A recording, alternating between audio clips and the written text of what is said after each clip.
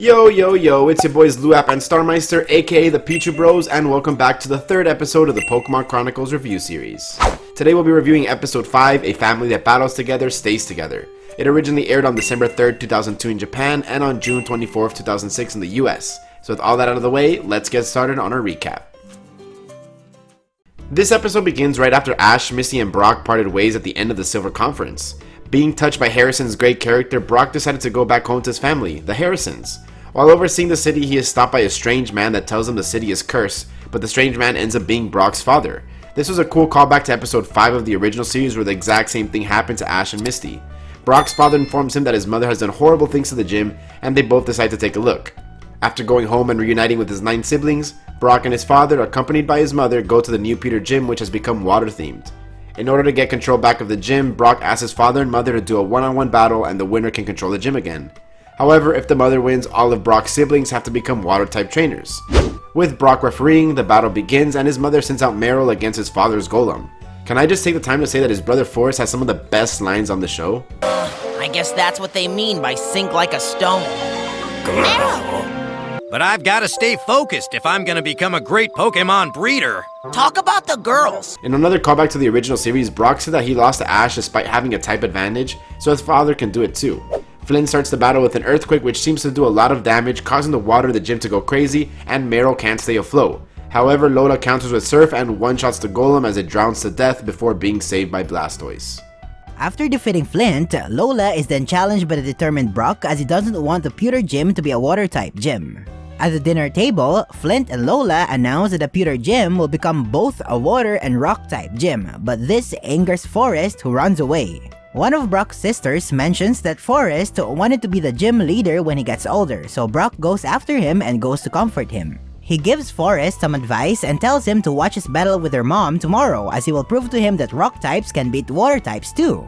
The next day rolls around and Brock challenges Lola to a one-on-one battle as Brock sends out Onix and Lola sends out Mantine. Onix goes for Dig and drains the water out of the pool, leaving Mantine splashing about. Dig connects, sending Mantine flying, and then it literally starts flying and counter-attacking with Bubble Beam.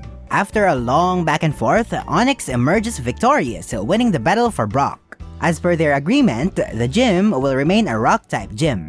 Brock decides to keep his Onix at the gym to help Forrest train for when the time comes for him to take over the gym. Brock is set to leave for his adventure in the Hoenn region and join his buddy, Ash. And we see him spot his iconic Hoenn attire before setting off into the sunset. And now for our ratings and reviews. I love this episode. My rating for it is easily a 9 out of 10. For me, this episode was very well paced and it felt like it packed so much into the runtime. I especially enjoyed how many throwbacks to the original series that they packed in, like with Flint waiting outside of Peter City to warn visitors from entering, or how Brock recalled his gym battle with Ash and how his Pikachu was able to overcome the type deficit. It also gave a really good backstory to characters that we haven't seen in a while and showed us more of Brock's family dynamic, something that isn't often explored in the series. The transition that they did between starting the episode off at the end of where the Johto saga ended and Brock wearing his AG costume as he departed was also just chef's kiss, really well done. A fun fact that I'll include in this episode is that it originally aired between Advanced Generation episode 2 and 3 in Japan, which makes a lot of sense for his seemingly random appearance in the show. I really enjoyed how we got to see Forrest's perspective as being the predecessor to Brock's position of the Pewter City Gym. He is headstrong on being the best rock-type trainer in the world, and I really like his personality. Don't even get me started on his quotes because he had amazing quotes all throughout the entire episode, which were all really well done. It's kinda sad, isn't it, Brock? I mean, think about it. If you won't fight for your gym, what will you fight for in life? I feel like Forrest single-handedly carried the comedy aspect of this episode. It's also really cool that Brock entrusted him to take care of his Onix and off-screen Geodude and Crobat too, because the next time we see him, it's shown to have grown really well with him. In fact, for Forrest's next appearance, he would have already been the Pewter City gym leader, so this episode also provided backstory for that. My final point is that I like that Lola and Flint were going to make this a water and rock gym. That's a very unique and honestly something that they should have implemented somehow, and I'm not talking about the Strident City gym. Overall, the only thing I could see as points for improvement were how short the battles felt, but they did have to stick so much into the runtime. I'll say this episode is a solid 9 out of 10 with Legends of Thunder just edging it out for me.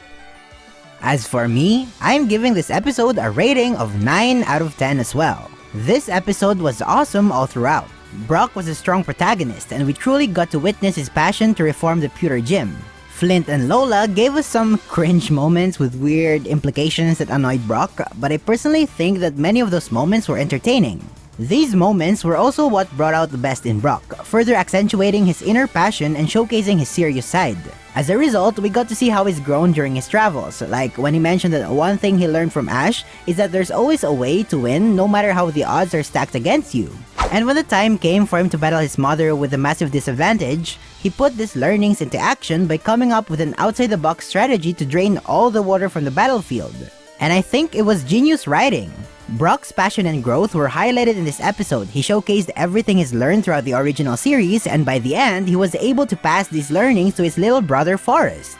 Now, Forrest is probably my favorite character of the episode. His battle commentaries were on par with Brock, and he had the smartest dialogue sprinkled around the episode. Look at Golem wobbling. It's like watching my future crumble before my eyes. From the beginning, the episode has already been setting him up for his future. We saw multiple scenes of him wanting to follow Brock's footsteps as a Pokemon trainer and as a ladies' man. It's also cool to see him getting conflicted on being a rock-type gym leader because of its limitations, but Brock gave him some brotherly advice that further fueled his dream. That conversation under the moon was well written in my opinion. In the end, the episode gave us some sort of a passing of the torch as Brock unofficially gave his Onyx to help Forrest in his trainings, which was a great foundation to Forrest's future of being the Pewter City rock-type gym leader. The ending could have been written in a more inspiring way though, but I'm content with what we got. It's also funny how Brock didn't like the Pewter Gym to be a water-type gym, but then he went on to become a water-type expert in Advanced Generation. But overall, this episode was overloaded with entertainment, amazing storytelling, excellent character growth. It's how a Pokémon Chronicles episode should look like. I was considering giving this a 10 out of 10, but I feel like this episode missed that mind-blowing wow factor that I always find in cream of the crop episodes. So yeah, that's our review and recap for episode 5 of Pokémon Chronicles, a family that battles together, stays together. If you enjoyed this video, then I highly suggest you subscribe to both of our channels, links are found in the description below. For the next episode of this review series, that will come out next week on Starmeister's channel, so you're going to want to head out over to his channel and check that out, or if you want, you can click the playlist that we made and find all the episodes neatly there. Until next time, thanks for watching, and it's been your boys the Pichu Bros, and we're out. Peace.